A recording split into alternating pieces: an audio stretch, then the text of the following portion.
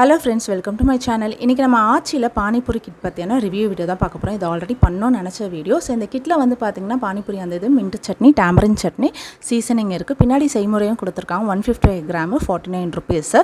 So இது உள்ள வந்து பார்த்திங்கன்னா 4 பேக்கெட் இருக்குது. அந்த பப்படு, அந்த sweet tamarind dates chutney, mint chutney, அப்புறமா சீசனிங் இருக்குது. ஸோ இது வர்த்லெஸ்ஸா அப்படின்றத எண்ணில் நான் சொல்கிறேன். ஸோ மின்ட் சட்னி வந்து பார்த்திங்கன்னா நம்ம 2 டம்ளர் தண்ணியில் நம்ம வந்து கலந்து வச்சுக்கலாம். இது கூட நீங்கள் ஜல்ஜீரா பவுடர் இருந்தால் போட்டுக்கலாம். ஸ்வீட் டேமரின் சட்னி அப்படியே யூஸ் பண்ணிக்கலாம்.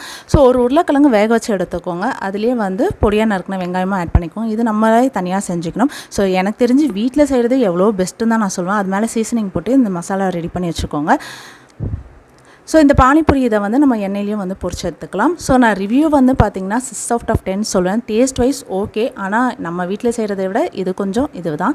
இதுலேயே ஸ்வீட் சட்னியும் அந்த இதுவும் போட்டு செஞ்சுங்கன்னா ஒரு தடவை வேணால் செஞ்சு பார்க்கலாம் ஆசைக்கு. அவ்வளோதான். இந்த வீடியோ பிடிச்சிருந்தா நம்ம சேனல் லைக் பண்ணுங்கள், சப்ஸ்கிரைப் பண்ணிட்டு பாருங்கள். அது உள்ள சந்தி